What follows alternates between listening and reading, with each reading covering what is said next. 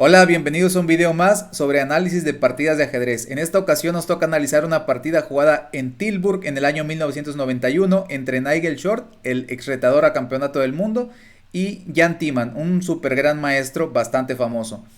La partida pasó a la historia por tener un final de los más característicos que más adelante veremos. La partida comenzó con la jugada E4, caballo F6 que plantea la defensa a Alekhine, que no es tan popular actualmente pero tiene su idea bastante sólida por detrás. Se jugó E5 atacando al caballo, caballo D5, esa es la jugada normal, aunque en ocasiones el campeón del mundo actual Magnus Carlsen ha jugado caballo G8, pero es más que nada en tono de broma que otra cosa. Lo normal es caballo D5 y ahora D4, D6, tocando de inmediato el centro de peones del blanco, y ahora caballo F3. Una posibilidad, en mi opinión, mucho más restrictiva y molesta sería, por ejemplo, la jugada C4, atacando al caballo, y cuando el caballo se retira a B6, F4, estableciendo un gran centro de peones blancos. Es otra variante de la defensa de Alekhine que, en mi opinión, es más molesta para el negro. Se jugó caballo F3, que es una variante más normal. G6, alfil C4, molestando de inmediato al caballo de D5, el cual se retira y a su vez ataca al alfil de C4. Se retira a B3 y ahora alfil G7. Aquí se juega dama E2 porque se quiere evitar el cambio de damas. Por ejemplo, si nos enrocáramos corto, nos comerían el peón en E5 y después de peón por E5, dama por D1, torre por D1. Y estamos en un final donde las blancas no tienen mayor ventaja. Por eso evitan el cambio de damas con dama E2. A lo que continuó caballo C6, presionando con otra pieza el centro de peones y además desarrollando otra pieza. Enroque corto y H3. Una manera muy eficaz de jugar profilácticamente. El H3 lo que hace es evitar la jugada de alfil G4 y de hecho el alfil de C8 no tiene demasiadas casillas a donde moverse. Quizás solamente F5, pero tampoco es que tenga un gran papel en esa casilla. Se jugó A5, la idea de A5 es claramente jugar A4 y este alfil no tiene retirada posible. Se jugó A4 para evitar el A4 precisamente del negro. Otra cosa que se puede jugar es C3, pero entonces cuando te juegan A4 tienes que retirar al alfil a C2 y el alfil en C2 digamos que no está en su mejor casilla porque tiene una diagonal que se estrella contra una cadena de peones, contra un peón que está defendido por otros peones, por lo tanto no estaría demasiado bien colocado. Por eso después de A5 las blancas simplemente jugaron A4 y después continuó D por E5, D por E5 y caballo D4. Esta jugada es muy instructiva por parte del negro. Nosotros ya sabemos que cuando tenemos desventaja de espacio, una estrategia útil es simplificar la posición, lo que es cambiar varias piezas. Porque de esa forma liberamos un poco de espacio para las piezas restantes y de esta forma jugamos un poco más cómodos. Por eso después de caballo D4 se simplifica un poco la posición y las negras se ven un poco más liberadas. Aquí siguió caballo por D4, dama por D4 y ahora torre 1. Lo que pasa es que nos estaban comiendo el peón de E5 con dos piezas, por eso hace falta defenderlo con una más. Continuó E6 y ahora caballo D2. Y el negro jugó caballo D5. Parece que una forma más lógica de continuar esta posición sería, por ejemplo, jugar alfil D7, que es la pieza que nos falta por jugar y que además es nuestro alfil malo. Sabemos que es el alfil malo porque choca con el peón central, que además está bloqueado. Y de hecho no tenía una diagonal para salir de inmediato. Por eso tiene que buscar este caminito por D7 y después por C6. A lo que pudo haber continuado, por ejemplo, C3, dama C5, caballo F3 y alfil C6. Finalmente poniendo el alfil en una buena casilla. Desde C8, que estaba bastante pasivo, sale por D7, sale por C6 y se pone en una diagonal bastante buena. Pudo haber continuado alfil E3 y después de dama E7, las negras quedan en una posición con buen desarrollo y capaces de disputar la columna D también. Por lo tanto no tendrían mayores problemas. Pero después de lo que se jugó en la partida, caballo D5 tampoco es que sea mala, pero pues no sigue, digamos, los principios estrictamente del ajedrez, que era seguir el desarrollo de piezas. Caballo F3, atacando a la dama se retira a C5 y ahora dama E4, simplemente centralizando la dama. Las negras siguen con su idea de simplificar la posición y juegan dama b4 tratando de intercambiar las damas. Aparte de simplificar la posición porque tienen un poquito de carencia de espacio, también es verdad que las blancas son las únicas que quizá podrían intentar atacar y resulta que la simplificación también conviene cuando nos están atacando porque de esa forma el ataque disminuye. Entonces las negras tienen dos motivos para simplificar, porque tienen poco espacio y además porque no quieren ser atacadas. Se continuó con alfil c4. Las blancas, como evidentemente tienen ideas de ataque, no quieren cambiar las damas, que son la pieza de ataque por excelencia. Se jugó caballo b6, atacando el alfil.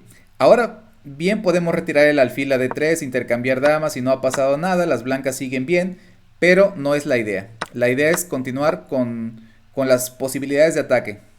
Así que simplemente jugaron b3 y permitieron el cambio de caballo por alfil.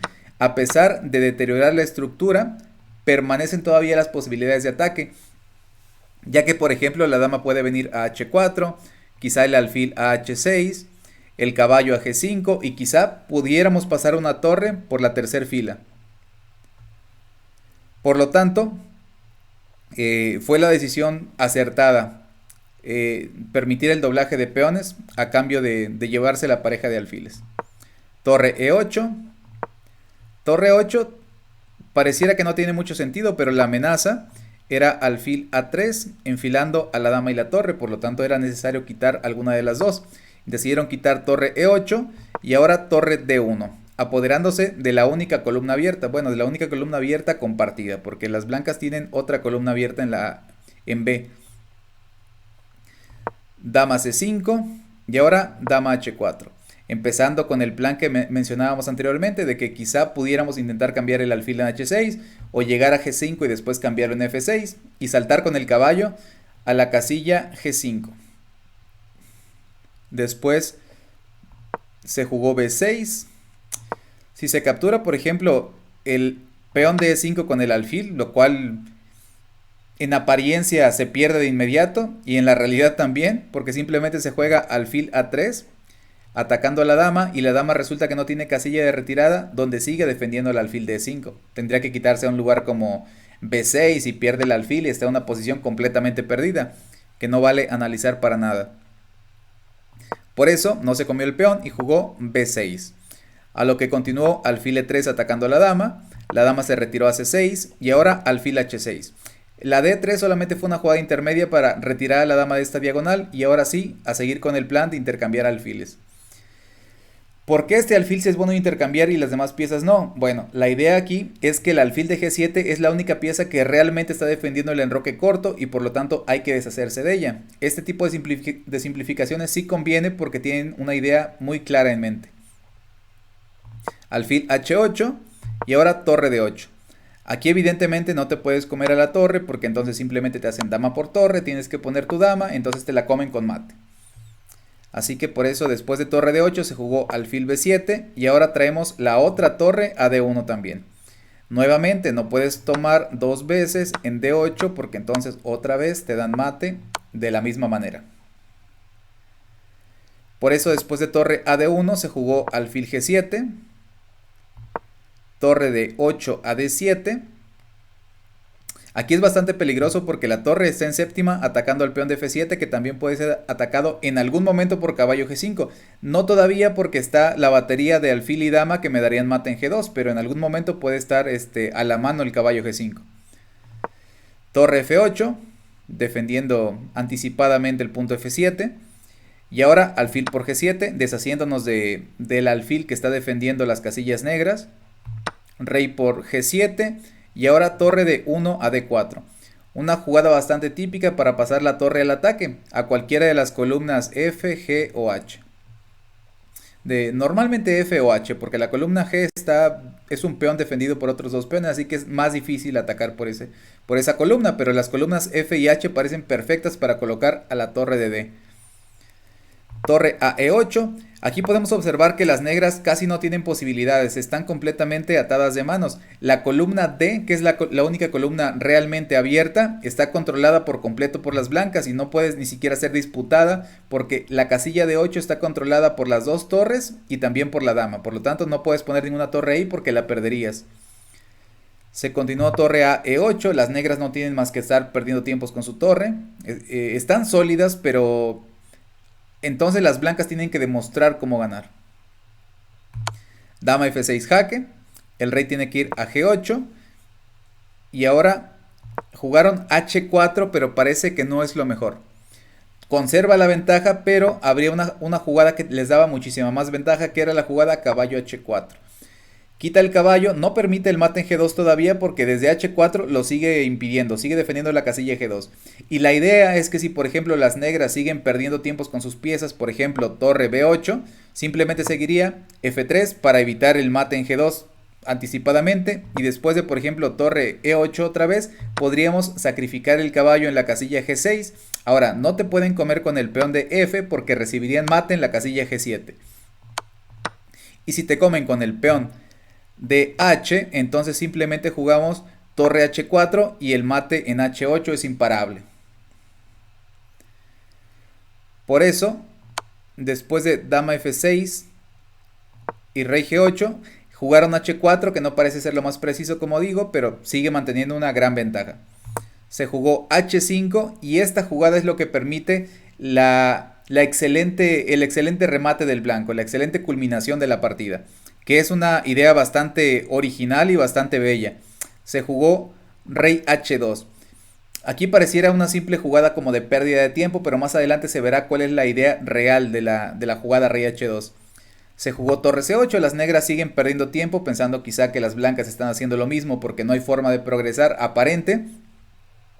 Pero ahora las blancas emprenden un camino con el rey, juegan rey G3, que parece que tampoco tiene sentido porque ¿para qué sacamos el rey? Sigue estando en una posición segura, pero pareciera que no hay más allá. Se jugó torre a E8 otra vez, perdiendo tiempos con la torre de un lado para otro, pero ahora rey F4 y parece que ya empieza a quedar un poco de manifiesto cuál es la idea del blanco.